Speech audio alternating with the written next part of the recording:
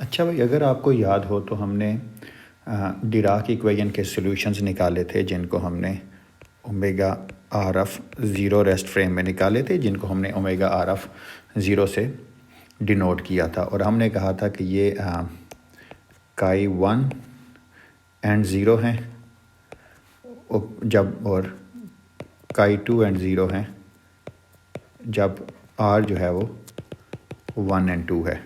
Similarly हमने are is equal to 3 4 के लिए निकाले थे, और काई 1 जो था वो स्पिन अप 2 कंपोनेंट स्पिनर, जो कि सिग्मा जेड, अगर जेड हमारा सिग्मा जेड की अगर आइगन स्टेट होती तो ये, अगर जेड एक्सिस को एक्सिस ऑफ पोलराइजेशन लेते तो ये सिग्मा जेड की आइगन स्टेट थी विद आइगन वैल्यू 1, एंड काई 2 जो थी ये सिग्मा जेड की आइगन स्टेट थी विद आइगन वैल्यू -1।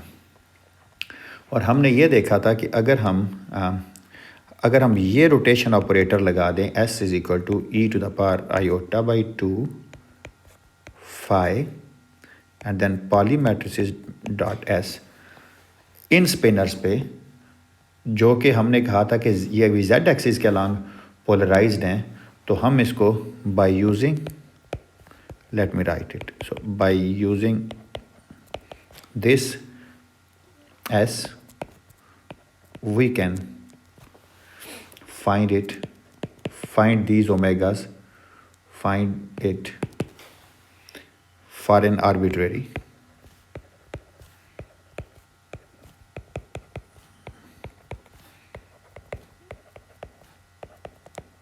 किसी भी आर्बिट्रेरी डायरेक्शन में हम इसको पोलराइज कर सकते हैं, अगर इनिशियली वो जेड एक्सिस के अलॉन्ग भी पोलराइज था।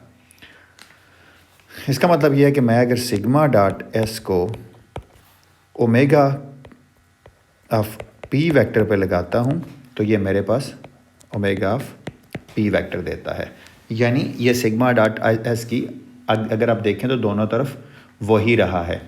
सो इसका मतलब क्या है? So this omega of P, this corresponds to, basically this corresponds to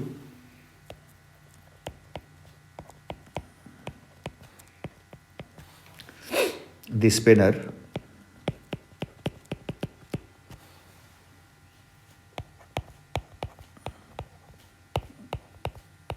polarized along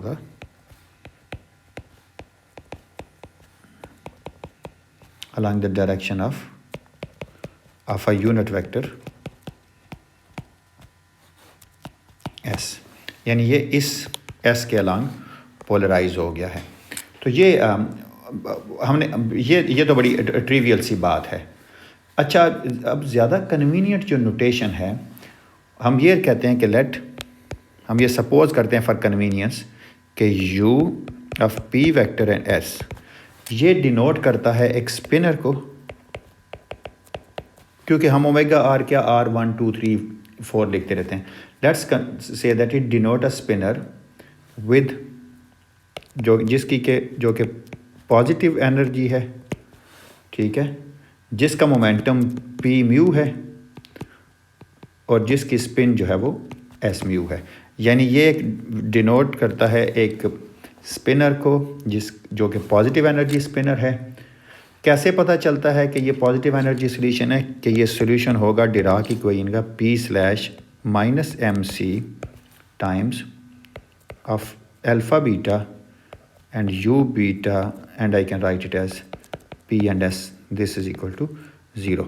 तो ये अगर इस डिराक इक्वेशन का सलूशन है तो आपको, तो ये मैं कहूँगा कि अच्छा, तो ये जो है ये पॉजिटिव एनर्जी सलूशन है। अच्छा, अब मैं कहता हूँ कि इट इज़, अच्छा देखिए, हम जब ऑर्डिनरी पॉली मैट्रिसेस पढ़ते थे 3 डिमेंशन के अंदर, स्पिन हाफ पार्टिकल की हम कहते थे 2 डायरेक्शन ऑफ पोलराइजेशन है, लेकिन हमने ये देख चुके हैं अभी तक कि डिराक इक्वेशन की एक कोवेरिएंट फॉर्म है। लिहाजा अब हम जितने भी ये प्रोजेक्शन ऑपरेटर्स बना रहे हैं, चूँकि डिराक इक्वेशन कोवेरिएंट फॉर्म है, एक फ्रेम से दूसरे फ्रेम में अगर हम इनको ले जाएं तो इनको चेंज नहीं होना चाहिए। लेकिन हम अब इन्हीं जितने भी प्रोजेक्शन ऑपरेटर्स आज स्टडी करेंगे, एक हमने पिछले लेक्चर में स्टडी किया, उस पर मैं थोड़ी देर में आता हूँ, तो हम कोशिश करेंगे कि इन सारों को कोवेरिएंट फॉर्म में लिखें, यानी इन टर्म ऑफ द 4 वेक्टर्स लिखें, प्रोडक्ट ऑफ द 4 वेक्टर्स, क्योंकि स्पेस टाइम होती है ना, तो कोशिश करेंगे कि हम इनको कोवेरिएंट फॉर्म में लिखने के लिए इन टर्म ऑफ 4 वेक्टर एक्सप्रेस करें। तो यही मैं कहता हूँ कि सपोज करते हैं कि let's s mu is defined, जो कि 4 वेक्टर है, is let's define s mu in terms of, अच्छा मैं अगर बियॉर्कन एंड डेल की नोटेशन ही रखूँ ना, in terms of polarization vector, actually hat सीधा हैट है तो वो यूनिट वेक्टर होता है ना, तो ये ऐसे लिखता है पोलराइजेशन वेक्टर को इन द रेस्ट फ्रेम। क्यों? क्योंकि रेस्ट फ्रेम में हमारे पास पार्टिकल की स्पिन को हम इजीली स्पेसिफाई कर सकते हैं। तो हमने कहा है कि एस म्यू जो है ये डिफाइन करता है, defined in term of polarization vector s mu में इन द रेस्ट फ्रेम। और आपको पता है कि अगर हमने लेस से, ये रेस्ट फ्रेम में है बेसिकली, एस हैट म्यू जो है ना, फ़र्ज़ कीजिए ये रेस्ट फ्रेम में है और एस म्यू जो है ये मूविंग फ्रेम में है। और आपको पता है कि इन दोनों के दरमियान में रिलेशन क्या था, एस म्यू इज़ क्या होता था, a mu nu s hat nu. अच्छा अब ये न्यू से मिक्स होगा हैट, लेकिन चलें, this is S hat new. अगर आपसे मुझसे पूछते हैं कि एस हैट है क्या, तो एस हैट न्यू जो है ये 0 है और एस हैट का वेक्टर है, यानी ये रेस्ट फ्रेम में है। रेस्ट फ्रेम में अगर मैं इसका मोमेंटम लिखता रेस्ट फ्रेम में, तो मोमेंटम रेस्ट फ्रेम में क्या होता, तो मैं कहता कि जी अच्छा इसका जो रेस्ट फ्रेम का मोमेंटम है पी हैट न्यू वो है एम एंड 0 वेक्टर, क्योंकि रेस्ट फ्रेम में पार्टिकल के पास कोई मोमेंटम नहीं होता और सिर्फ उसकी रेस्ट मास एनर्जी होती है। अच्छा अगर रेस्ट से मैं मूविंग फ्रेम में जाके मोमेंटम लिखता तो क्या लिखता, मैं लिखता a mu nu and p hat nu. क्यों? क्योंकि ये जो है ये लॉरेंस मैट्रिक्स होता था ना, सिमिलरली ये भी ए म्यू न्यू हमारे लॉरेंस मैट्रिक्स थे। अच्छा अब आप देखिए कि मैं आपसे अगर सवाल पूछूं कि what is P dot S, उससे पहले आप ये देख लीजिए कि एस म्यू क्या होगा। So s mu this is s zero minus s vector dot S vector, ठीक है। लेकिन एस का वेक्टर देखिए ना ज़रा क्या है, आपको ऑफ कोर्स म्यू है तो एस ये लिखा गया है, फिर इसका मतलब है ये लिखा हुआ है S zero minus s hat vector dot S hat vector, और ये पोलराइजेशन वेक्टर तो यूनिट वेक्टर है ना, तो एस डॉट एस जो है ये जो चीज़ है ये 1 के बराबर है, लिहाजा एस म्यू जो है वो -1 के बराबर है।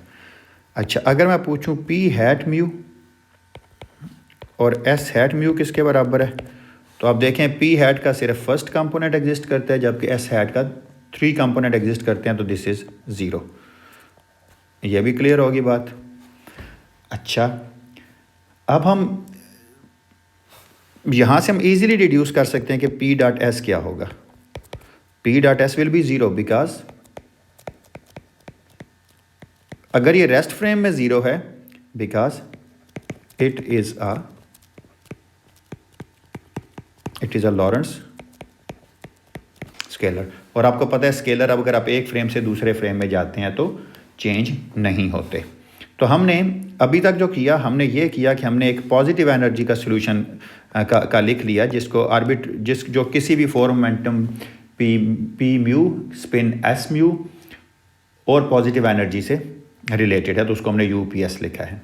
सिमिलरली अगर हम इसी को फॉलो करें, सो सिमिलरली मैं ये कह सकता हूँ कि वीपीएस जो है ये क्या करता है, it's denote the negative energy, वही सारी बातें सॉल्यूशन,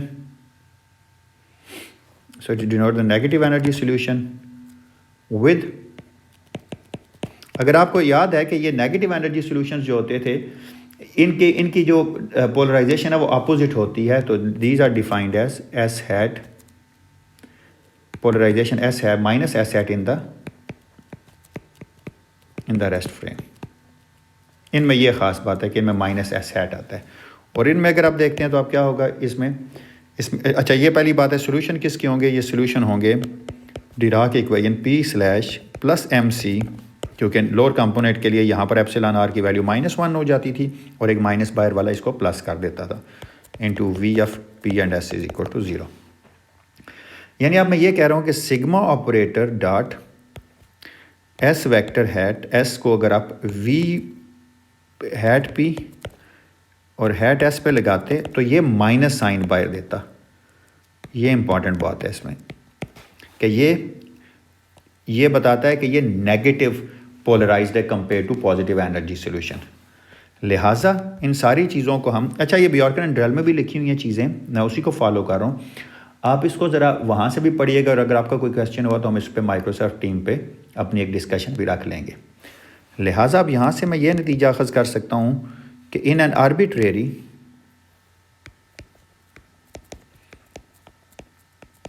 आर्बिट्रेरी लॉरेंस फ्रेम जो ओमेगा 1 ऑफ पी वेक्टर है, basically I can write it as u p and you g. अब मैं लिख देता हूँ यू जी क्या है, अभी लिखता हूँ। ओमेगा 2 ऑफ पी वेक्टर किसके बराबर है, ये भी यू ही है, लेकिन अगर ये स्पिन अप है तो ये स्पिन इसकी जो स्पिन है वो डाउन है। Similarly omega 3 of P vector ये वी है पी, चूँकि ये अगर ये अप है फर्स्ट कंपोनेंट तो थर्ड कंपोनेंट फिर माइनस यू जी है एंटी पार्टिकल के लिए। And omega 4 of P vector जो है ये वी ऑफ पी एंड, यानी these are exactly this U Z is exactly opposite to that of जो यू में है, जो पॉजिटिव एनर्जी सॉल्यूशंस में है।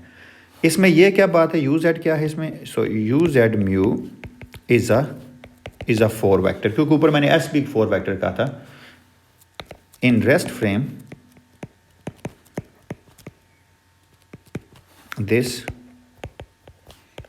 this will take the form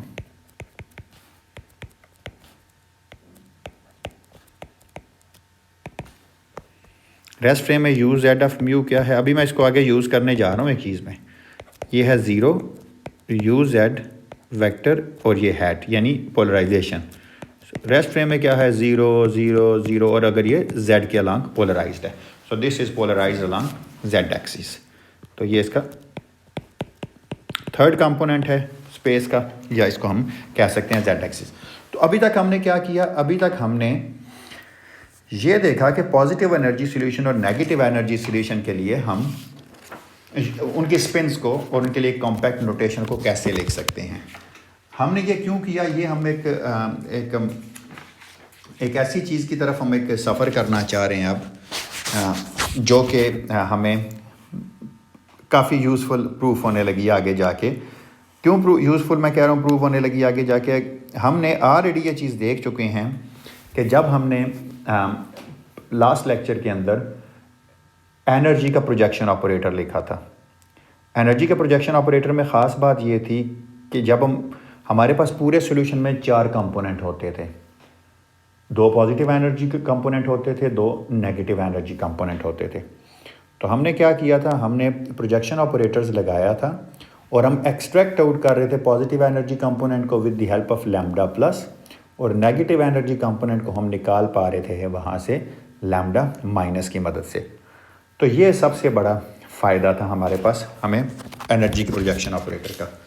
क्या ऐसा ही फ़ायदा हम स्पिन के प्रोजेक्शन ऑपरेटर से भी ले सकते हैं? तो ये अभी फिर हम करने जा रहे हैं कि स्पिन के प्रोजेक्शन ऑपरेटर से हम ऐसी ही चीज़ कैसे निकाल सकते हैं। सो let's talk about the projection of operator for spin. Let me do one thing, please.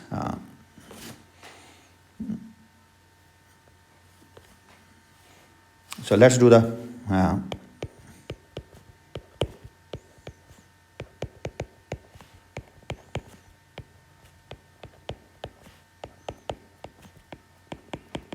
अब हम स्पिन्स के ऊपर बात तो कर रहे हैं ना रोटेशन से, तो अब निकालते हैं ज़रा projection operator for the spins. अच्छा, let's go to the rest frame. क्यों कह रहा हूँ रेस्ट फ्रेम में, हमने ऑलरेडी कहा है कि रेस्ट फ्रेम में ये फ़ायदा है कि इसमें हमें पता है पार्टिकल रेस्ट पे है तो उसकी स्पिन्स का हमें पता है कि spin is mostly described in the rest frame. Rest frame का हमें सबसे बड़ा फ़ायदा ये है। आपको याद है ना कि हम जब ऑर्डिनरी क्वांटम मैकेनिक्स करते थे तो एक जो नेचुरल कैंडिडेट था स्पिन अप पार्टिकल के लिए वो था 1 प्लस सिग्मा z/2। क्यों? जब आप इसको लगाते थे स्पिन अप पार्टिकल के ऊपर तो आपको पता है ना कि 1 प्लस सिग्मा z किसके बराबर है? 1 प्लस सिग्मा, चलें इस पूरे को लिख लेते हैं। 1 प्लस सिग्मा z/2 जो है 1001 प्लस 100 माइनस 1/2, तो दिस इज इक्वल टू 1000। अब आप देखें, अगर आपको इसको स्पिन अप पार्टिकल पे लगाते थे ऑर्डिनरी क्वांटम मैकेनिक्स में 1000 को, अगर आप 10 को लगाते थे जो कि बाय डेफिनीशन क्या लिखा हुआ है 1 plus sigma z/2 acted upon chi1, तो इसका जवाब क्या आता था? इसका जवाब था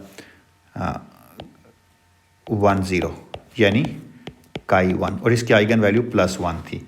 सिमिलरली अगर आप 1 माइनस सिग्मा z लगाते थे chi1 पे तो उसका जवाब, यानी अगर आप यही ऑपरेटर इस पे लगाएं 1000 पे तो आपके पास जवाब 0 है। यानी स्पिन अप वाली इसकी आइगन स्टेट थी, जबकि स्पिन डाउन वाली स्टेट जो है वो उसके लिए करस्पॉन्डिंग, उसके लिए जवाब जो था वो 0 निकलता था। तो देखिए 1 प्लस सिग्मा z लगा के आप एक पार्टिकल पे अगर लगाएं तो आप उसमें से स्पिन अप का कंपोनेंट जो है वो एक्सट्रैक्ट आउट कर सकते हैं। लेकिन ये तो थी उसमें डिराक, अगर हम इसी को इल्म को यूज़ करते हुए, अच्छा अगर हम इस डिस्कशन को यहाँ थोड़ा सा और एलेबोरेट करते हैं, अगर आप 1 माइनस सिग्मा z/2 लिखते तो ये होता 0001। अब ये जो है ये स्पिन डाउन को की इंफॉर्मेशन अब स्पिन डाउन वाले पार्ट को एक्सट्रैक्ट आउट कर देता। तो देखिए ना, हम एक ही ऑपरेटर यूज़ कर रहे हैं, हम सिग्मा z को यूज़ कर रहे हैं, लेकिन 1 प्लस सिग्मा z जो है वो स्पिन अप पार्ट को एक्सट्रैक्ट करता है और 1 माइनस सिग्मा z जो है वो स्पिन डाउन पार्ट को एक्सट्रैक्ट करता है। क्या ऐसी ही कोई चीज़ हम डिराक स्पिनर के लिए भी निकाल सकते हैं? क्योंकि अगर हम ऐसी ही चीज़ डिराक स्पिनर के लिए निकाल सकें तो कितनी आसानी हो जाएगी। देखिए हम ऑलरेडी ये तो देख चुके हैं कि एनर्जी के पॉजिटिव और नेगेटिव कंपोनेंट्स को कैसे एक्सट्रैक्ट किया जाता है। अगर हम ये भी निकाल पाएँ कि इनको कैसे एक्सट्रैक्ट किया जाता है तो हमें फ़ायदा काफ़ी होगा इस चीज़ का। तो अब मैं बेसिकली इसकी कोशिश कर रहा हूँ कि देखना चाह रहा हूँ कि ये हम कैसे करेंगे, एनर्जी के जो पॉजिटिव और नेगेटिव कंपोनेंट है उनको हम कैसे एक्सट्रैक्ट आउट करेंगे। तो चलिए हम अगेन करते हैं। हम दोबारा ये जो चीज़ लिखी हुई है ना, देखिए अगर मैं लिखूँ 1 प्लस 3 डायमेंशन में लिखता सिग्मा डॉट यू जी, ठीक है, ओवर 2। चले मैं यू जी के ऊपर अगर आप कहें तो एक यूनिट वेक्टर डाल लेता हूँ। ये 3 डायमेंशन में है ना। अब हम क्या ट्राई करेंगे? हम ये ट्राई करेंगे, we try to write this we will try to write this U G as a 4 vector. और कैसे लिखेंगे 4 वेक्टर में, अभी हम ये चीज़ देखने जा रहे हैं। अच्छा चलें, अगर मैं इसको z एक्सिस के अलॉन्ग ही लेता, अगर मैं ये लिखता कि 1 plus sigma 3 and let's say I write U Z as 3। चलें अगर मैं ये लिख लूँ, मैं अगर इसको ऐसे लिखता सिग्मा 3 यू जेड 3, तो अब देखना है कि ओवर 2 भी, यानी उसका थर्ड कंपोनेंट, थर्ड 3 नीचे भी लिख सकता था लेकिन मैं मिक्स नहीं करना चाह रहा इसको। तो अच्छा अब आप देखें तो मैं अगर सिग्मा 3 को किसी तरीके से अगर मैं गैमा मैट्रिसेस की फॉर्म में लिख लूँ तो ये मेरे पास एक ऐसी नोटेशन आ जाएगी जिसमें मुझे जो कोवेरिएंट नोटेशन बन सकती है। कोवेरिएंट नोटेशन में क्या है, अगर सम हो मेरे पास स्लैश आ जाए तो वो देखते हैं कैसे बन सकती है। Let's write iota gamma 1 gamma 2, इसको लिख के देखते हैं ये किसके बराबर है। आयोटा गैमा 1 गैमा 2 जो है, अगर आप इसको लिखें इसकी मैट्रिसेस की फॉर्म में, आयोटा 0 सिग्मा 1 माइनस सिग्मा 1 0, ये तो गैमा है ना, ये तो गैमा 1 है, ये दूसरा है 0 सिग्मा 2 माइनस सिग्मा 2 एंड 0। अच्छा जब आप इनको मल्टीप्लाई करते हैं, वही पॉली मैट्रिसेस का अलजेब्रा, तो ये जब इससे मल्टीप्लाई होता है एक माइनस साइन आएगा तो मैं इसको बाहर निकाल लेता हूँ। सो ये आ गया sigma 1 sigma 2 0 0 and sigma 1 sigma 2। अच्छा, मैंने ये बताया हुआ है कि sigma 1 sigma 2 is iota sigma 3, तो वो आयोटा और ये आयोटा आपस में ज़रब खा के माइनस साइन देंगे और एक माइनस साइन बाहर है तो प्लस हो जाएगा। So this becomes sigma, this become sigma, sorry, so this become sigma 3, where sigma 3 is the third component of a Pauli matrix. इसका मतलब है मैं ये लिख सकता हूँ 1 plus sigma 3 and you G का थर्ड कंपोनेंट ओवर 2। अब ये यू जी समझिए 4 वेक्टर ना, और उसका मैं z कंपोनेंट लिख रहा हूँ यहाँ पर, यू जी 4 वेक्टर है, तो I can write it as 1 plus iota gamma 1 gamma 2 and I can write it as U G 3 over 2। नहीं काम बना ना, स्लैश नहीं बना किसी तरीके से, लेकिन हमें एक बात पता है। चलें अब हम गैमा मैट्रिसेस का इल्म यूज़ करते हैं। हमें पता है गैमा 5 किसके बराबर होता है, iota gamma 0 gamma 1 gamma 2 and gamma 3। अच्छा, अगर मैं दोनों तरफ से गामा 3 से मल्टीप्लाई कर दूं तो गामा, ये क्या बन जाएगा, आयोटा गामा 0 गामा 1 गामा 2 और गामा 3 का स्क्वायर। हमें ये बात पता है कि सारे गामा मैट्रिसेस का स्क्वायर जो है वो 1 के बराबर है, तो ये तो 1 के बराबर आ गया। Sorry, this is 5, this is gamma 5, यही वाला है। अच्छा, अब मैं राइट साइड से गामा 0 से ज़रब दे देता हूँ, गामा 0 गामा 5 गामा 3। ज़रब देने से मैट्रिसेस की मल्टीप्लिकेशन की बात है, या मैं इसको कह सकता हूँ कॉन्ट्रैक्ट कर रहा हूँ, तो this becomes iota gamma 0 squared gamma 1 gamma 2। So this is iota gamma 1 gamma 2, क्योंकि गामा 0 का स्क्वायर भी 1 के बराबर है। तो देखिए ना, हमने क्या लिख लिया, हमने ये निकाल लिया कि this implies is iota gamma 1 gamma 2 is gamma 0 gamma 5 and gamma 3। या अगर गामा 5 एंटी कम्यूट करता है गामा 0 से, इसका मतलब इन दोनों को जब स्विच करेंगे आप तो एक माइनस साइन आएगा। फिर गामा 0 गामा 3 के साथ भी एंटी कम्यूट करता है, फिर जब स्विच करेंगे तो एक माइनस साइन आएगा।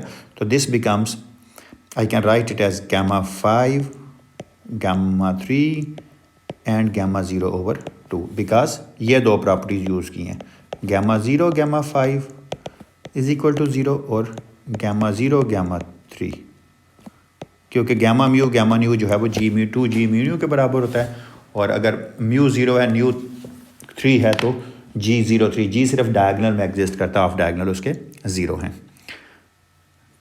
तो बाई 2 मैंने क्यों लिखा, ये नहीं, बाई 2 अभी नहीं है, ये तो ये लिख दिया मैंने मैट्रिक्स ना। अच्छा, अब मैं वापस जाता हूँ इस पे। So this implies is, hence मैं क्या कर सकता हूँ, मुझे ये बात पता चल गया कि 1 plus sigma 3 U G 3 over 2 को मैं लिख सकता हूँ as 1 plus gamma 5 gamma 3 gamma 0 and I can write it as U Z 3 over 2। अच्छा, ये तो एक नंबर है ना यू जेड 3, इसको मैं अंदर ले आता हूँ, तो this becomes 1 plus gamma 5 you Z gamma 5 you Z 3 gamma 3 gamma 0 over 2। अब मैंने क्या कहा था, ये 3 नीचे ही था, आपको याद है ना, मैंने कहा था मैं इसको ऊपर करके लिख रहा हूँ merely because of the reason के, इसलिए लिख रहा था मैं इसको कि मुझे चलें, anyways let it, don't make it complicated. सो क्या इसका मैं ये भी लिख सकता हूँ कि this is equal to 1 plus gamma 5 you ji slash gamma 0 over 2। क्यों, वही गामा मैट्रिक्सेस और गामा 3 जब होते थे तो ये उसका बेसिकली स्लैश ही होता था। तो चलें, अब मैंने स्लैश भी बना लिया। अब ये गामा 0 अगर बीच में एक एक्स्ट्रा चीज़ आ रही है ना, तो हमें यह पता है कि इन द रेस्ट फ्रेम, अब देखिएगा इस गामा 0 से हम कैसे जान छुड़ाएंगे। In the rest frame this gamma 0 acting on rest spinors, क्योंकि इससे हमें कोई फ़र्क नहीं पड़ता, ये जब जब राइट हैंड साइड पे आएगा हम इससे जान छुड़वा लेंगे। This acted upon the right spinners will give us +-1। क्यों? क्योंकि गामा ज़ीरो की हमें फॉर्म पता है, बेशक ये हो या ये हो। ये है 1 0 0 0 0 1 0 0, ये चीज़ है। जब ये रेस्ट स्पिनर ओमेगा 1 पे लगता है तो ये 1 देता है, और जब ओमेगा 3 पे लगता है तो ये -1 देता है। सिमिलरली 2 पे भी 1 देता है और 4 पे -1 देता है। तो ये सबसे बड़ा फ़ायदा हुआ ना मैं इसका। तो लिहाजा मैं लिख सकता हूँ कि projection operator, the Dirac spin projection operator is sigma G U G and ऊपर हैट वही वाला उल्टा सा 1 + gamma 5 you ji slash over 2। So this is a Dirac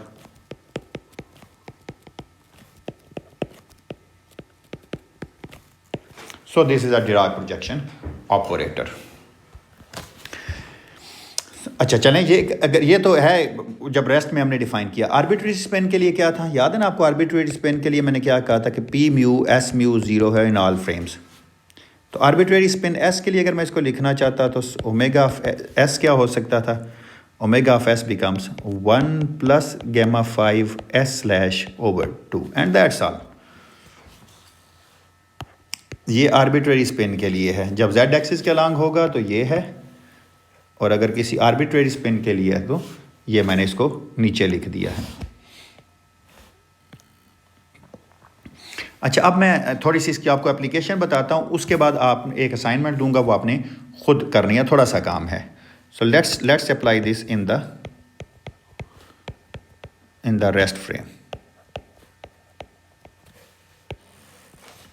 rest frame में क्या हो रहा है? रेस्ट फ्रेम में मुझे ये पता है कि अगर मैं सिग्मा को जेड वाले उल्टा यू जी हैट अगर ओमेगा 1 एंड 0 पे लगता है तो देखिए ये क्या देगा। मैंने क्या लिखा था? This is equal to 1 + gamma 5 you ji slash over 2। तो आपको पता है ना ये सिग्मा जी देता है, क्योंकि जेड के अलॉन्ग तो ये सिग्मा जी देता है, तो ये 1 + अच्छा gamma 5 gamma 3 आएगा ना। gamma 5 gamma 3 को आप वापस आयोटा gamma 1 gamma 2 gamma 3 की फॉर्म में लिखेंगे। Sorry, iota gamma 0 gamma 1। अच्छा चले, इसको आप लिख सकते हैं iota gamma 0 gamma 1 gamma 2 gamma 3 and this is equal to gamma 3 and U Z 3 hat. ये यू जेड 3 यूनिट वेक्टर जो है ये 1 के बराबर है ओवर 2 टाइम्स ओमेगा 1 ऑफ 0। अच्छा, ये आ गया 1 + iota gamma 0 gamma 1 gamma 2 gamma 3 का स्क्वायर जो है 1 हो गया times over 2 times omega 1 of 0। अच्छा, आयोटा gamma 1 gamma 2 आप निकाल चुके हैं कि ये सिग्मा 3 के बराबर होता है, याद है ना आपको? तो ये और आयोटा gamma 0 को 2 दफ़ा अगर इधर ले जाएं उठा के तो आप इसको ऐसे भी लिख सकते हैं ना, 1 + iota gamma 1 gamma 2 gamma 0 over 2 times omega 1 of 0। ये जब इस पे लगता है तो +-1 देता है, +1 देता है, सॉरी नॉट -1। अच्छा, अब gamma 1 gamma 2 आप निकाल चुके हैं, आयोटा gamma 1 gamma 2 ये सिग्मा 3 के बराबर है, so this becomes 1 + sigma G over 2 times omega 1 of 0 and this will just give me omega 1 of 0। तो जो हमने प्रोजेक्शन ऑपरेटर बनाया है अपनी डेफिनेशंस को यूज़ करके, वो बिल्कुल ठीक बनाया है हमने। सिमिलरली मैं आपसे ये कह रहा हूँ कि अगर आप ये लगाएं sigma of -U G unit vector upon omega 2 of 0, तो आप देखिएगा ये आपको देगा ओमेगा 2 ऑफ 0। ये आपने यही मेथड यूज़ करके आपने इसको चेक करना है। Similarly for negative energies, negative energies के लिए आपने क्या करना है? Sigma of -U G hat omega 3 of 0। थोड़ा सा सोचें ज़रा आप अपने जहन में कि ये क्या होगा, उसके बाद मैं लिखता हूँ। मेरा ख्याल है ये ओमेगा 3 ऑफ 0 ही होगा, क्योंकि स्पिन अप है जब, सॉरी ये उल्टा हैट है। एंड सिमिलरली जब ये sigma -U G hat plus के साथ ओमेगा 4 ऑफ 0 पे लगेगा तो this will give me omega 4 of 0। तो ये आपने ये चीज़ 3 चीज़ें आपकी असाइनमेंट है, तो आपने इसको भी चेक करना है और इसको भी चेक करना है। यही चीज़ यूज़ करनी है, यही स्टेप सारे यूज़ करने हैं जो मैंने ऊपर किए थे।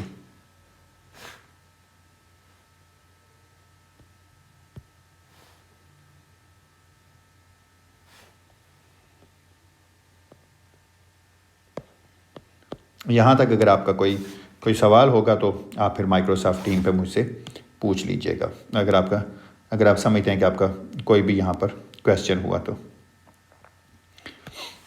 ओके, तो चलिए अब हम अपनी ओरिजिनल वाली नोटेशन पे आते हैं। लेट्स राइट इट फॉर, और बस मैं यहाँ पर ये प्रोजेक्शन की डिस्कशन एंड करने लगा हूँ। Therefore for spinors U and V, क्योंकि अब हम आगे यू वी को ही यूज़ करने जा रहे हैं और किसी चीज़ को यूज़ नहीं करेंगे।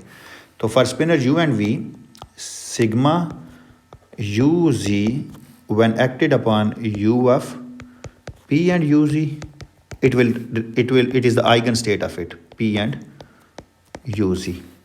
Similarly, when जब sigma uz v of p and uz पे लगेगी तो ये इसकी भी आइगन स्टेट होगी।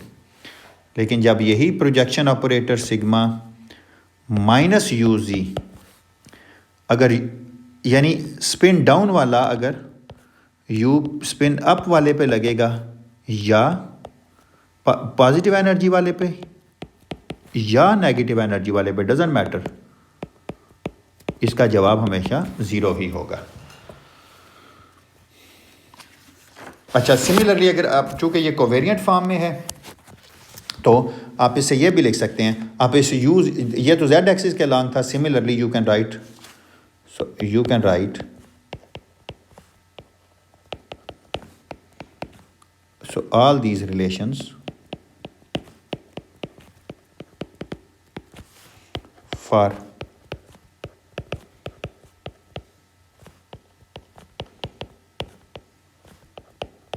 arbitrary spin 2, तो कोई बात नहीं, अगर आप arbitrary spin के लिए लिखेंगे तो क्या आएगा, sigma of s when acted upon u of p and s, this will give me u of p and s। और जब sigma of s v F p s पे लगेगा तो ये v F P and s देगा। और जब sigma of minus s u F P and s या sigma of minus s v F p s पे लगेगा तो इसका जवाब ज़ीरो ही होगा। बिल्कुल ऊपर वाले को देख के मैंने ये नीचे भी लिख दिए। यहाँ तक मेरा नहीं ख्याल कोई इशू होना चाहिए। ज़रा देखते हैं कि ये चीज़ क्या है। This will be interesting. Let's take sigma of s and sigma of s. ये ज़रा देखें क्या है। ये है 1 plus gamma 5 s slash over 2 into 1 plus gamma 5 s slash over 2। तो ये देखें क्या आता है। इसको जब ज़रब देंगे तो 1/4 1 प्लस, ये जब इससे मल्टीप्लाई हो गई ये चीज़ इस दूसरे वाले से तो this becomes gamma 5s slash, और जब ये से मल्टीप्लाई होगी तो ये आएगी gamma 5s स्लैश, और जब ये दोनों आपस में मल्टीप्लाई होंगी तो plus gamma 5s slash gamma 5s slash, और ये आ गया 1/4 1 plus 2 times gamma 5 and s slash. अच्छा, ये देखिए, इसको मैं ऐसे लिख सकता हूँ माइनस gamma 5, ये इन दोनों को जब उलट दूंगा तो ये this becomes minus s slash gamma 5 and s slash. क्यों? क्योंकि gamma 5 एंटी कम्प्यूट करता है और gamma 5 का स्क्वायर तो 1 के बराबर है, तो ये आ गया s slash. So this becomes 1/4 1 plus 2 times gamma 5s slash minus s slash. मैंने लास्ट लेक्चर में p स्लैश कैलकुलेट किया था, अगर आपको याद हो कि s slash you can always write it as combination of symmetric and anti symmetric. मैंने लास्ट टाइम लिखा था, मैंने कहा था आप इसको लिख सकते हैं s न्यू टाइम्स, आप इसको हाफ करके लिखते थे तो आप always you can write it as g mu nu plus iota sigma mu nu, क्योंकि जो अंदर गैमा न्यू आते थे उसको हाफ गैमा न्यू आते थे, उनको आधा गैमा न्यू प्लस आधा गैमा न्यू करके लिखा था। फिर उसमें आधा ही गैमा न्यू ऐड किया था और यही सब्ट्रैक्ट किया था। एडिशन वालों को मिला के जी म्यू न्यू बनाया था और सब्ट्रैक्शन वालों को मिला के सिग्मा म्यू न्यू। अब ये जो है ये एंटी सिमेट्रिक है क्योंकि म्यू और न्यू को चेंज करते हैं, तो ये रिमेंबर के sigma mu nu is equal to minus sigma nu mu, जबकि एस म्यू न्यू तो सिमेट्रिक है। So this is symmetric. तो सिमेट्रिक और एंटी सिमेट्रिक का कॉम्बिनेशन तो ज़ीरो होगा, लेकिन ये जो आपस में दे देगा ये देगा एस म्यू। एंड हमने पढ़ा है कि एस म्यू इज़ -1 आज के इस लेक्चर के शुरू में, लिहाजा इसकी जगह मैं लिख सकता हूँ -1। और अगर यहाँ -1 आ गया तो आप देखिए आंसर क्या आ गया। So this is so therefore so this implies is sigma of S and sigma of S is 1/4 1 + 2 times gamma 5s/+1। तो ये 1 और ये 1 मिलके भी 2 बनाएंगे, तो ये यहाँ पर 2 का फैक्टर रह जाएगा, तो this becomes 1/2 × 1 + gamma 5s/ which is equal to sigma of s. तो अब दो एक जैसे स्पिन वालों को जोड़ेंगे तो उन दोनों को जोड़ने के बाद भी एक प्रोजेक्शन ऑपरेटर सिग्मा एस ही आएगा। सिमिलरली आप ये भी प्रूव कर सकते हैं कि sigma of -s times sigma of -s, this is product of two projection operator with same spin is always equal to the projection operator. लेकिन अगर आप एक सिग्मा ऑफ s को एक सिग्मा ऑफ -s से ज़रब दें तो इसका जवाब 0 आएगा। और अगर आप ये करें आखिरी चीज़ sigma of +s plus sigma of -s, तो इसका क्या मतलब है 1/2 1 + gamma 5s/ plus 1 - gamma 5s/। तो ये दोनों आपस में कैंसिल हो गए, ये भी 2 का 2 फैक्टर कैंसिल हो गया, दिस इज इक्वल टू 1। तो ये सारी की सारी मैंने प्रोजेक्शन ऑपरेटर्स की आपको प्रॉपर्टीज़ आज करा दी हैं। चलिए अब हमें क्यों ना एक प्रोजेक्शन ऑपरेटर की जनरल फॉर्म में आपसे पूछूं कि अगर मैं ये लिखूं तो आप मुझे बता सकते हैं कि इसका क्या मतलब है कि P1 कोई projection operator, let's write it as this kind of a P1। मैं एक ही लिखूंगा P वेक्टर। अगर मैं लिखूं इसको कि ये लैम्डा प्लस ऑफ P है और sigma of let's say UZ है, तो इसका मतलब क्या है कि दिस विल, अगर इसको आप लगाएं किसी भी स्पिनर पे तो ये उस स्पिनर से पॉजिटिव एनर्जी पार्ट को एक्सट्रैक्ट करेगा और उसकी स्पिन की पोलराइजेशन का वो कंपोनेंट एक्सट्रैक्ट आउट करेगा जो कि Z के अलॉन्ग है। सिमिलरली अगर आप यहाँ पर लैम्डा प्लस और सिग्मा U- लिखें तो ये उसका नेगेटिव Z एक्सिस के अलॉन्ग कंपोनेंट को प्रोजेक्ट कर देगा। सिमिलरली P3 एंड P4 अगर आप यही चीज़ अगर आप लिखें उसके साथ नेगेटिव एनर्जी सोल्यूशन के साथ भी। तो विद दिस डिस्कशन जो है ना प्रोजेक्शन ऑपरेटर्स के बारे में, उसको मैं एंड करता हूँ यहाँ पर। और अगर आपके अगेन मैं कह रहा हूँ कोई सवाल होंगे तो उनके जवाब फिर हम माइक्रोसॉफ्ट टीम्स पे हम कर लेंगे। अब आज नई डिस्कशन मैं शुरू करना चाह रहा हूँ वो यह कि बहुत ये चीज़ें मैथमेटिकली तो हमने देख ली हैं, हमने डिराक इक्वेशन इनके सोल्यूशन भी निकाल लिए। आपको याद है हमने यू स्पिनर्स की फॉर्म में भी उनको लिख लिया है। अब मैं देखना चाह रहा हूं कि इन सॉल्यूशंस की फिजिकल इंटरप्रिटेशन क्या है, कि जो हमने सॉल्यूशन लिखे हैं इनकी what is a physical interpretation of this free particle. So let's talk about let's no. अब आज का कुछ हिस्सा लेक्चर का और अगले का कुछ हिस्सा इस चीज़ पे देंगे। Let's talk about the physical interpretation of free particle solutions and wave packets.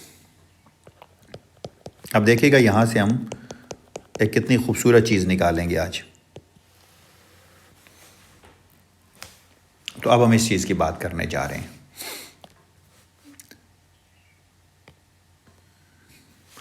Let me सी कि ये किस तरह लिखती है पेंसिल। नहीं, it's not fine. So let me change colour.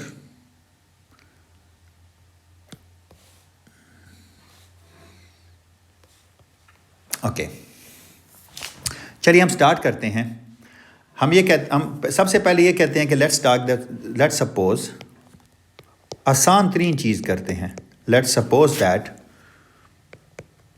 जो हमारे पास पैकेट है वेव पैकेट, जिसमें कई किस्म के सॉल्यूशंस हो सकते। द पैकेट एक the wave packet by suppose that the packet suppose that a packet is formed, a wave packet is formed by superimposing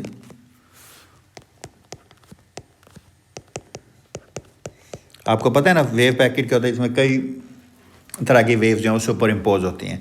हम कहते हैं हम एक वेव पैकेट फॉर्म करें, क्योंकि हमारे पास हम अब डिराक पार्टिकल की बात करें तो हमें पता है कि उसके पास पॉजिटिव एनर्जी और नेगेटिव एनर्जी दोनों सॉल्यूशंस हैं। तो हम ये सपोज करते हैं कि वेव पैकेट जो है जिसको हम फॉर्म कर रहे हैं या is formed by the super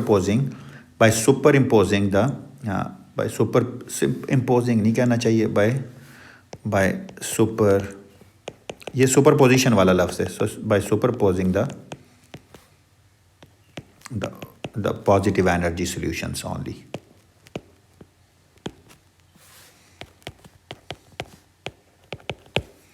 तो हम सिर्फ और सिर्फ जो पॉजिटिव एनर्जी सॉल्यूशंस हैं उनको सुपर पोज करके ही सुपर पोजिशन उन्हीं की लेके एक बना रहे हैं वेव पैकेट। तो चलिए हम ये कहते हैं कि लेट्स राइट दिस एज, इसके ऊपर साई के ऊपर एक छोटा सा हम प्लस लिख देंगे जो कि फंक्शन है पोजीशन का और मोमेंटम का। ये वेव पैकेट है, ये है d q p over 2 pi h bar, इसका स्क्वायर रूट, ये सारे कांस्टेंट फैक्टर्स हैं, m c square over H bar, normalisation के लिए लिखे हम। अच्छा चूँकि इसके पास दोनों स्पिन्स हो सकती हैं तो अच्छा ये अब समेशन है, summation upon s sum over s plus and s minus, इसमें b of P s u of ps into e to the power minus iota p dot x over H bar. अच्छा यहाँ पर मैं चंद एक चीज़ें बता दूँ कि पी डॉट एक्स से मेरी मुराद वही 4 वेक्टर हैं, पी म्यू एक्स म्यू। इसमें बी पी एस क्या है, this B of P S is an expansion coefficient. आपको पता है कि आप सॉल्यूशंस को लिख सकते हैं, अगर आप डिराक इक्वेशन का सॉल्यूशन लिखते हैं, क्लाइन गॉर्डन का इक्वेशन का जब सॉल्यूशन लिखते हैं तो उसके पास आप लिख सकते हैं some constant times E to the power iota P X plus some constant time E to the power minus iota P X, क्योंकि सेकंड ऑर्डर डिफरेंशियल इक्वेशन थी। यहाँ पर ये क्यों लगाना पड़ा था, जो कि क्लाइन गॉर्डन इक्वेशन में ही था, यहाँ इसलिए लगाना पड़ा था क्योंकि यहाँ पर एक स्पिन हाफ पार्टिकल की बात हो रही है जो कि स्पिनर्स हैं। तो अगर इधर कोई कॉलम मैट्रिक्स है तो इधर भी कॉलम मैट्रिक्स बनाना पड़ेगा, यानी इसमें यू पी एस की सारी एंट्रीज के साथ बी पी एस और e to the power minus iota p dot x जो है वो मल्टीप्लाई हो रहा है। चलिए, और b these are expansion coefficient, और ये फिलहाल मैं इनको कम्प्लेक्स कोएफिशिएंट ही ले रहा हूँ कि अभी ये ऑपरेटर नहीं है मेरे पास। तो चलिए लेट्स चेक द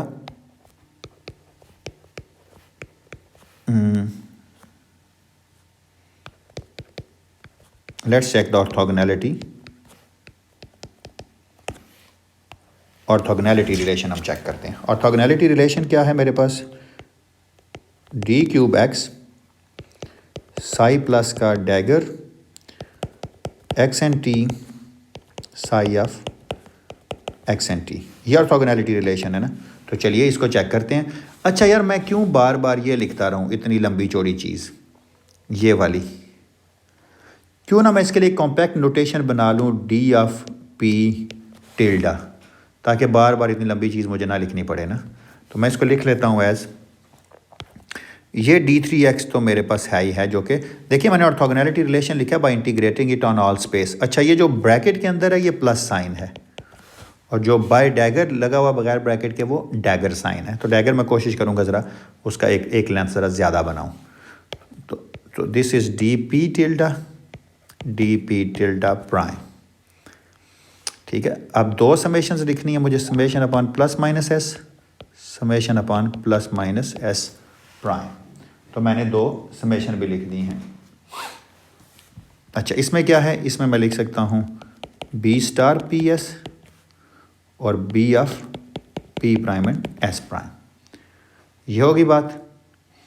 अच्छा अब पहले मैंने साई का डैगर लिखना है, तो साई का डैगर में बी स्टार है और साथ में you dagger of P S हो गया।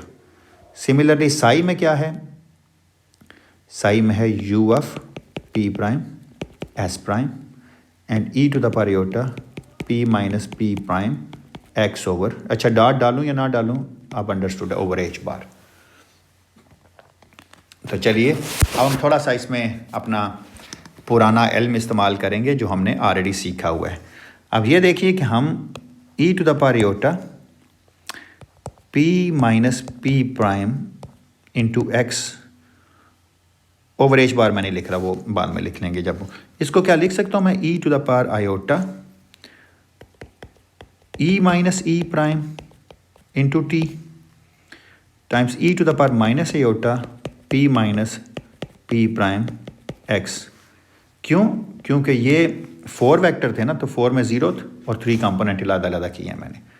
तो चलिए जब मैं इसको यूज़ करूँगा तो ये फिर क्या आ जाएगी चीज़, so this is equal to d x d p tilde prime summation upon plus minus s summation upon plus minus s prime, so b star of P s b of P prime and S prime, u dagger ps u of p prime s prime, and then I have e to the power iota e minus e prime t over h bar और e to the power minus iota p vector minus p vector prime dot x over h bar।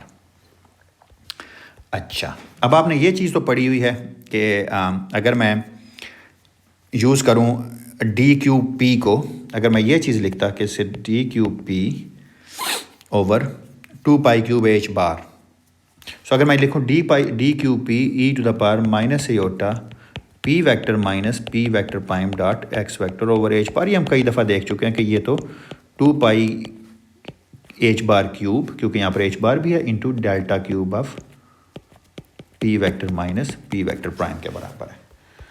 अच्छा, अगर मैं यहाँ पर ये use कर दूँ तो इसका मतलब है जहाँ जहाँ पे p वेक्टर है उसकी जगह मैं क्या चीज़ लिख सकता हूँ, उसकी जगह मैं p वेक्टर प्राइम लिख सकता हूँ।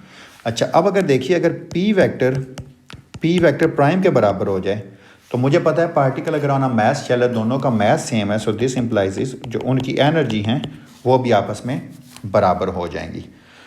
तो सॉरी मैंने यहाँ पर एक मिस्टेक की थी, नो सॉरी, यहाँ तो p का तो फंक्शन है, so this is integrated upon D cube x, I am so sorry, क्योंकि x पे इंटीग्रेट करेंगे तो x का फंक्शन ही रहेगा ना, सो डी क्यूब एक्स है यहाँ पर, सॉरी। लिहाजा अब हमारे पास क्या चीज़ बच गई, आप देखें अगर हमारे पास 2 इंटीग्रेशंस बच गई हैं और वो सिर्फ और सिर्फ p प्राइम पे है, तो सिर्फ ऑर्थोगोनैलिटी रिलेशन में क्या आ गया आपके पास अब D q P prime over 2 pi h बार क्यूब, क्योंकि दोनों के नीचे 3/2 का फैक्टर था, इनटू अब मैं सारे फैक्टर डालने लगा हूँ m squared c4 over e prime into summation upon plus minus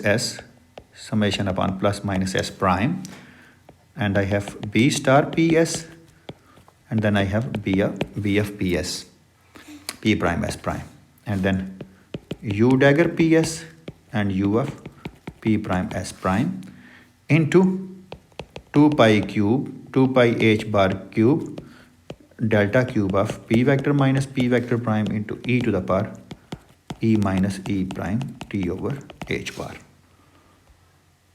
and just a moment, मैंने क्या प्लस के साथ ही सोल्यूशन लिखा हुआ था ना, सॉरी मैंने यहाँ पर माइनस था, यहाँ पर देखिए माइनस था ना ये, तो नीचे जब मैंने लिखा तो मैंने माइनस नहीं लिखा यहाँ पर, तो this is minus iota p minus P prime, लेकिन फ़र्क नहीं पड़ता इससे क्योंकि एंड ऑफ द डे इससे कोई प्रॉब्लम नहीं होना, तो ये माइनस हो गया और ये प्लस हो गया, और यहाँ पर एक ये नुकसान होता है जब आप क्लास में नहीं पढ़ा रहे होते, जो आप गलती करते हैं वो आप ही को पकड़नी पड़ती है, वरना स्टूडेंट्स जो है ना, यही मैं माइक्रोसॉफ्ट टीम पे जब लाइव दे रहा होता तो आप लोग आराम से ये गलती पकड़ लेते। तो ये प्लस माइनस हो जो मर्जी हो, यहाँ पर प्लस माइनस दोनों के साथ ये डेल्टा फंक्शन ही होता है, ये वाला रिलेशन जो है। अच्छा, अब ये 2 पाई क्यूब का फैक्टर तो कैंसिल हो गया, एक p प्राइम पे मैं इंटीग्रेट कर दूँ तो जहाँ जहाँ पे p प्राइम है वहाँ पर मैं p लिख दूँगा और e प्राइम की जगह मैं e लिख दूँगा।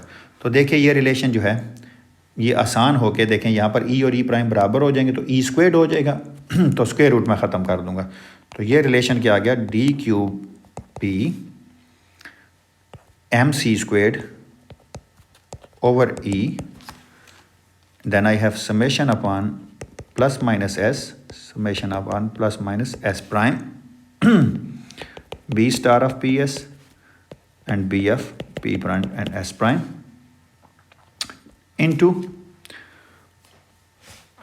u of ps, sorry, u dagger of ps and u of p prime p and s, sorry prime क्यों नहीं रहा, क्योंकि मैंने p प्राइम की जगह p लिख लिया और e प्राइम की जगह e लिख लिया, तो 4 वेक्टर p प्राइम जो है p के बराबर आ गया।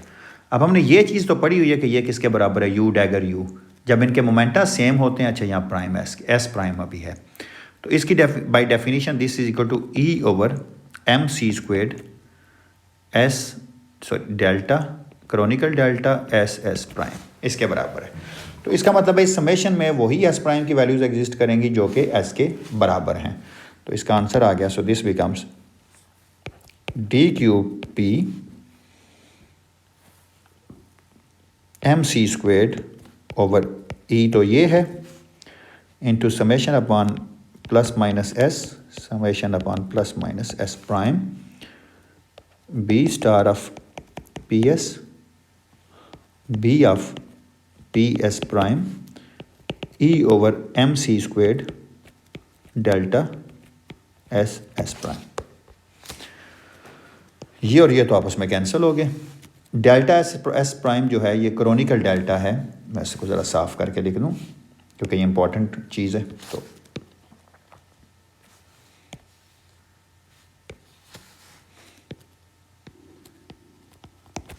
तो ये इस एस प्राइम की समेशन को ख़त्म कर देगा और जहाँ जहाँ पे एस प्राइम है उसकी जगह मैं एस लिख दूंगा। तो देखिए ये रिलेशन किस में कन्वर्ट हो गया, डी क्यूब पी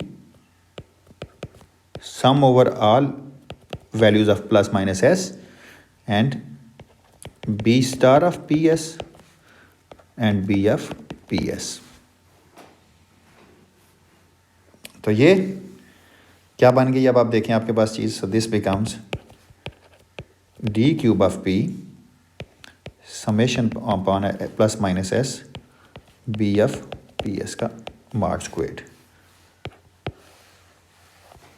और b of plus minus s का मॉड स्क्वेयर अगर ये ऑर्थोनॉर्मेलिटी होती तो इसको किसके बराबर होना चाहिए था, 1 के, by the due to the normalisation. अगर ये परफेक्टली नॉर्मलाइज वेव फंक्शन होते जो, तो ये नॉर्मलाइजेशन कंडीशन थी कि ये प्लस माइनस 1 के, सॉरी ये 1 के बराबर है। लेकिन हम देखते हैं कि यहाँ पर इसकी वजह से क्या कोई प्रॉब्लम अराइज होता है जब हमने ये कहा कि ये प्लस 1 के बराबर है। अच्छा, लेट्स सी द, अगर ऐसे वेव पैकेट की, let's see the average current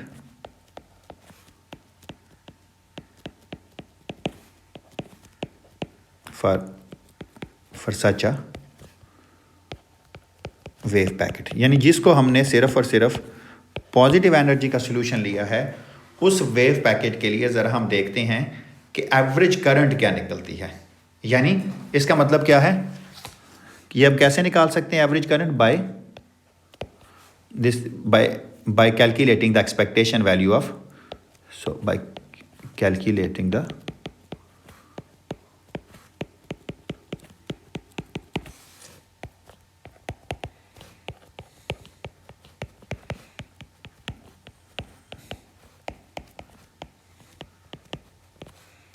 by calculating the expectation value of the velocity operator। तो चलिए हम सिर्फ पॉजिटिव पार्ट के लिए लिख रहे हैं ना, सिर्फ और सिर्फ वेव पैकेट के, तो let's calculate j vector plus, तो ये किसके बराबर है, d cube x psi plus dagger of x and t understood है। सी अल्फा वेक्टर आपको याद है वेलोसिटी हमने लिखी थी इनटू साई प्लस। अच्छा, सी अल्फा वेक्टर आपको याद होगा कि हमने सी अल्फा वेक्टर को गैमा वेक्टर की फॉर्म में भी लिख लिया था। कैसे लिखा था, हमने गैमा 0 से मल्टीप्लाई किया था, तो हमने लिखा यह था कि this is D cube x psi plus dagger. अच्छा, सी तो एक कांस्टेंट है तो सी पड़ ही रहे है, एक गैमा 0 से ज़रब दी गैमा 0 स्क्वेयर से alpha vector and Sai plus, और ये पता है साई डैगर गैमा ज़ीरो किसके बराबर हो जाता था, एडजॉइंट स्पिनर बन जाता था, तो this becomes d x psi bar c, और gamma zero alpha vector is gamma vector and I have psi plus. तो देखिए मैंने गैमा मैट्रिसेस की फॉर्म में, तो ये एक्सपेक्टेशन वैल्यू है, सॉरी यहाँ पर भी प्लस साइन है, तो ये जो चीज़ है साई डैगर गैमा ज़ीरो जो है, हमें ये बात पता है कि adjoint spinor psi dagger gamma zero is psi bar, तो वो मैंने यहाँ पर यूज़ की है। बस जो आप पहले कर चुके हैं वही आपने अब भी करना है, हमें कोई नई चीज़ तो करनी नहीं है, वही साइज़ की फॉर्म डालनी है हमने। तो थोड़ा सा मैं इस तरफ करके लिखता हूँ, so let's write J vector plus, so J vector plus is D cube x d p tilde prime, summation है प्लस माइनस एस पे और प्लस माइनस एस प्राइम पे, दो समेशन की बजाय मैं एक ही लिख लेता हूँ, यानी ये दो समेशंस ही हैं, and I can write as B star P S and I have B F P prime S prime, I have iota P minus P prime X over H bar, and I have U bar P S C gamma vector U F P prime S prime. अब इसको कैसे solve करें, ये तो हमने solve करना अभी तक नहीं सीखा कभी, कि ये जो u bar P S C gamma vector U F p s हैं, ये किसके बराबर हैं। कोई बात नहीं, इसको भी सॉल्व करना हम सीख लेंगे, इससे पहले थोड़ा सा बैकग्राउंड नॉलेज चाहिए हमें। So let's talk about some background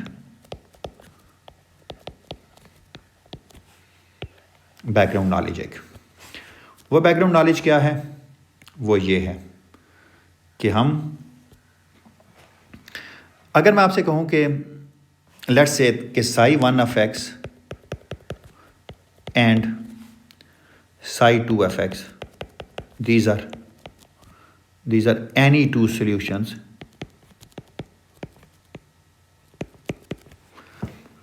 of the Dirac equation। कौन सी डिराक इक्वेशन के p slash minus M C इसके साई ऑफ एक्स, इसके कोई दो सॉल्यूशन हैं ये। तो मेरा ये क्लेम है कि मैं ये क्लेम कर रहा हूँ, आज की एक आखिरी चीज़ हम ये निकालेंगे। सो मेरा ये क्लेम है कि मैं इसको ऐसे लिख सकता हूँ C psi bar gamma mu, यानी कोई साई टू है into psi one, this is equal to 1/2m psi two bar momentum operator P mu psi one minus P mu psi two bar psi one minus iota over 2m, I can write p nu psi 2 bar sigma mu nu psi 1। यानी लग रहा है ना कोई ड्रॉनी सी चीज़, तो इतनी ड्रॉनी है नहीं ये। मैं क्लेम कह रहा हूँ कि this can be written like this one. So let's prove it. So let's prove it. हम ये कहते हैं कि let a mu and b mu are, let's suppose that a mu and b mu are, these are arbitrary four vectors।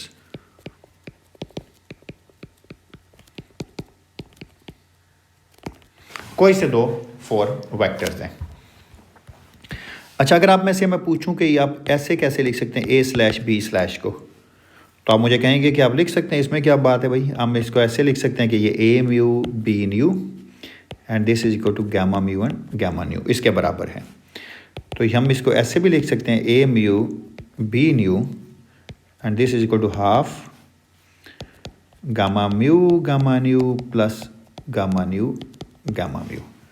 आधा करके लिख लिया, और इसमें हम आधा ही ऐड भी करेंगे और आधा ही सब्ट्रैक्ट भी करेंगे, सिर्फ गामा मैट्रिसेस का ऑर्डर चेंज करके। ओके, तो इसकी जगह मैं क्या लिख सकता हूँ, आपका वही जो मैंने थोड़ी देर पहले भी लिखा, a mu b new is half 2 times g mu nu plus half, आगे क्या बनेगा इसका 2 आयोटा सिग्मा माइनस 2 आयोटा होता था ये, क्योंकि iota by 2 minus iota by 2 लिखते थे ना हम. So this is cam sigma mu nu. So this becomes A mu nu g mu nu minus iota sigma mu nu, यानी ये आ गया, सॉरी ए न्यू है. So this becomes, so A and B, sorry, not A, but this is B. So this becomes A mu B mu minus iota A mu B nu sigma mu nu. अब देखिए अगर A और B same होते तो ये term zero हो जाती, लेकिन A और B मैंने सेम नहीं रखे. चलें, ये हमने एक चीज़ सीख ली है. अब ज़रा मैं इसको एक ख़ास चीज़ पे लगाता हूँ और मैं देखता हूँ कि अगर ये मैं लिखूँ, क्या आप इस बात से कन्विंस्ड हैं कि साई 2 बार, ठीक है, माइनस P2 स्लैश, लेकिन ये P2 स्लैश साई 2 बार पे लग रहा है. ये वेक्टर साइन 3 वेक्टर के लिए नहीं है, बल्कि ये direction of application of this momentum operator बता रहा है. Minus MC A slash Sai 1, यानी मैंने क्या किया, मैंने सॉरी P2 नहीं लिखता, मैं P स्लैश ही लिखता हूँ. Let's say okay, let me erase it. मैंने B को ना P स्लैश रख दिया. Okay, and then I can write it as plus psi 2 bar A slash P slash minus MC psi 1. तो ये ज़ीरो के बराबर ही है, क्योंकि ये ऑफ कोर्स इस पे लगेगा तो MC देगा ज़ीरो, ये इस पे लगेगा तो MC देगा ज़ीरो. अच्छा चलें, इसको मैं क्या ऐसे लिख सकता हूँ कि दिस इज इक्वल टू, इसमें ये MC वाली टर्म और ये MC वाली टर्म इकट्ठी कर देता हूँ, क्योंकि इन दोनों के साथ सिर्फ A स्लैश आता है. So this becomes minus 2MC A, sorry minus 2MC and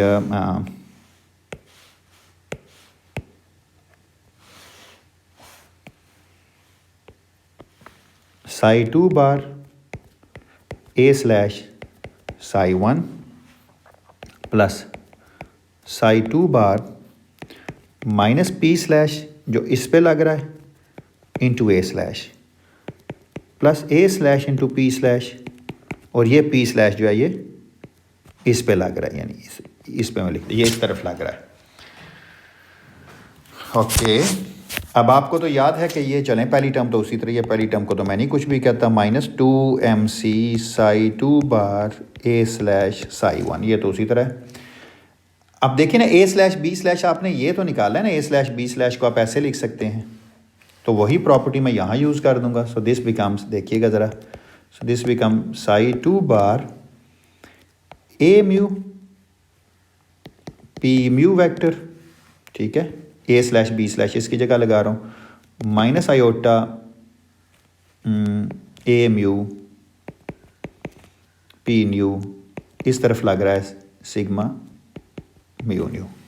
similarly इस पे जब लगाऊंगा इस वाले पे, सो ये आएगा minus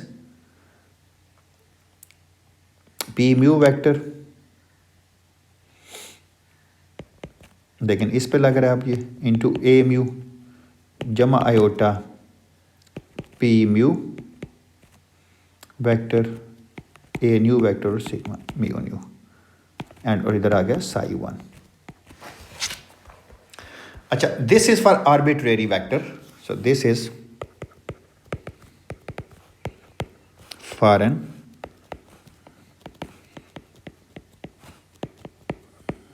arbitrary vector A mu. अच्छा, इस आइडेंटिटी को कहते हैं basically, this is known as a, ये जिस तरह हमने खोल के लिखा है ना चीज़ों को इस फॉर्म में, this is known as a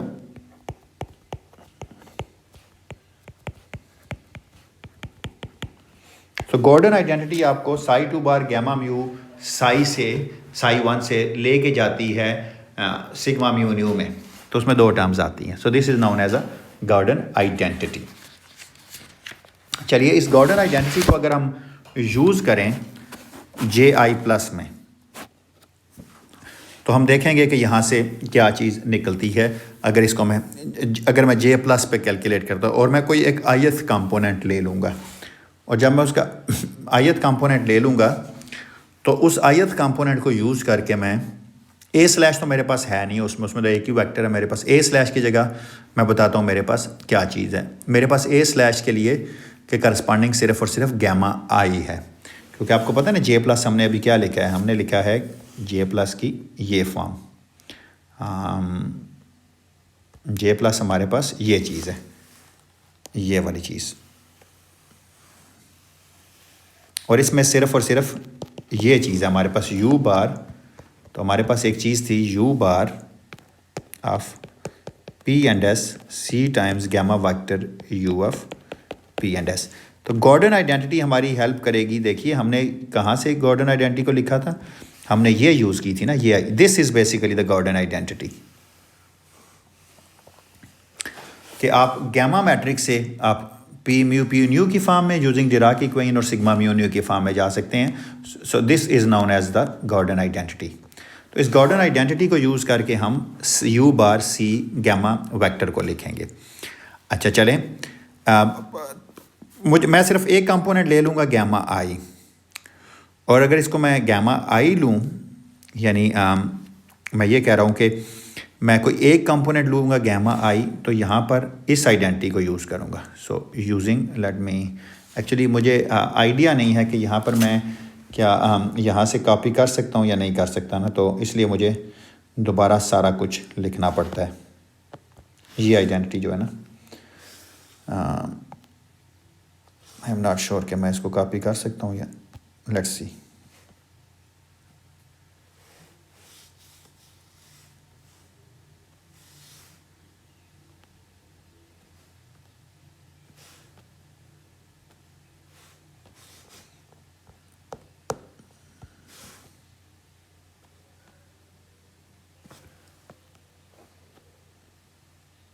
oh sorry, तो ये पूरा पेस्ट नहीं हुआ क्योंकि उसने उसको माना नहीं है, तो लेट्स डिलीट इट।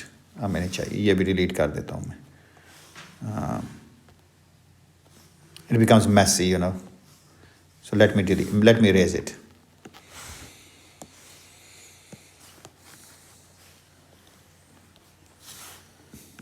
एनीवेज, अच्छा मेरा ख्याल है मैं अब वक्त हमारे पास अभी है, तो मैं इसको कैलकुलेट कर सकता हूँ। यू बार, मैं ये चीज़ कैलकुलेट करना चाह रहा हूँ, u bar of P and s gamma vector u of P and s. अच्छा इसका मैं सिर्फ एक कंपोनेंट कैलकुलेट कर देता हूँ, u bar P s gamma i u of P and S.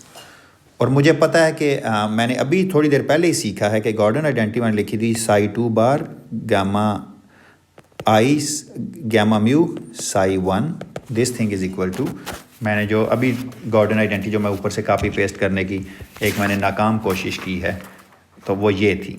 चलें सी भी साथ में रख ही लेते हैं ना, लेट्स सी को कीप कर लेते हैं साथ में। सो ये मैंने अभी लिखी है कि this is equal to 1/2m, ठीक है, इनटू साई टू बार पी म्यू, सॉरी ये नीचे आएगा म्यू, जहाँ पर नीचे मैंने लिखा तो P mu psi one minus P mu psi to and Sai one minus iota over 2m P new Sai two bar sigma mu new, sorry, this is p nu is upstairs and sigma mu nu and psi 1। तो ये Gordon identity है जो मैंने जिसको मैं use करूँगा। अब ये मैं आइडेंटिटी यूज़ कर सकता हूँ। अच्छा इस आइडेंटिटी को अगर मैं यूज़ करके ये लिखना चाहूँ ये वाला, so this implies is c times u bar of P and s gamma i u of P and s. तो क्या बन जाएगी ये जो गॉर्डन आइडेंटिटी है 1/2m तो दोनों में ही कॉमन है ना, तो 1/2m तो मैं कॉमन ले लेता हूँ, और साई टू बार की जगह क्या है उसकी जगह चलें वो भी बाहर ही लिख लेता हूँ मैं। सो let me write it outside, क्योंकि वो तो दोनों में ही आ रहा है, तो लेट्स सी इसको लिख के देखते हैं, ठीक है ना, क्योंकि पी न्यू एक नंबर है अपना, तो इसकी जगह आ गया you of you bar of P prime and S, चले मैं पी प्राइम एस प्राइम लिख देता हूँ, एक पी प्राइम एस प्राइम और पी एस है, खैर है, इनटू, अच्छा यहाँ देखिए ये कॉमन आ गया, म्यू की जगह क्या है अब आई है, सो पी आई है, पी आई प्राइम है पहला, और दूसरा क्या है, दूसरा पी आई है, क्योंकि एक का मोमेंटम पी आई प्राइम है, दूसरे का पी आई है, ये भी बात ठीक होगी, plus iota sigma I knew and P new minus, so iota sigma I knew into P new prime minus P new times you of P and s. तो देख लीजिए न्यू पे सम है, आई है, तो ये मैंने लिख लिया अब यहाँ पर। अच्छा मेरा ख्याल है मैं यहीं पे स्टॉप करता हूँ, अगले लेक्चर में मैं यहीं से शुरू करूँगा, क्योंकि ये ज़रा थोड़ी सी ट्रिकी चीज़ है, और मेरा ख्याल है आज के लिए फिर इतना काफ़ी है। अगले लेक्चर में मैं इसी को यूज़ करूँगा यहाँ से और निकालूँगा। तो अगले लेक्चर का मेरा गोल क्या होगा, मैं उसको समराइज़ कर देता हूँ थोड़ा सा। अगले लेक्चर में मैं दोबारा यहाँ से गॉर्डन आइडेंटिटी को रिव्यू करके यहाँ से शुरू करूँगा और इसको अप्लाई करके जे निकालूंगा, और मैं ये साबित करूँगा। मैं अगले लेक्चर में ये चीज़ प्रूव करूँगा कि जे वेक्टर का जो प्लस है ना, बेसिकली इसकी जो एवरेज वैल्यू आती है वो आती है अल्फ़ा सी टाइम्स अल्फ़ा वेक्टर प्लस, ठीक है, और ये लेस दैन बेसिकली सी आती है, लेकिन इसको वेव पैकेट करो, सी की स्पीड होनी चाहिए चीज़ की, ठीक है। तो मैं ये क्यों, फिर हम थोड़ा सा अब हम इस मूवी को रिवाइंड करेंगे और देखेंगे कि ये क्यों लेस दैन सी आती है, क्या हमने कोई चीज़ छोड़ी तो नहीं है, फिर हम अगर उस चीज़ को डालें तो क्या ये रिलेशन सेटिस्फाई हो जाता है या नहीं हो जाता। तो ये फिर हम अगले लेक्चर में इसको देखेंगे, और अगले लेक्चर में ही हम एक फिनोमेना और देखेंगे जिसे कहेंगे थोड़ा सा शायद हम क्लाइंट पैराडॉक्स की भी बात करेंगे। क्लाइंट पैराडॉक्स से पहले तो मैं अभी इस चैप्टर पे 2-3 लेक्चर्स और देना चाहता हूँ, क्योंकि अगले सारे टॉपिक्स बड़े इंपॉर्टेंट हैं। तो फिर अब मैं यहीं पे स्टॉप करता हूँ, और फिर अगला लेक्चर हम जो है वो मंडे को उसमें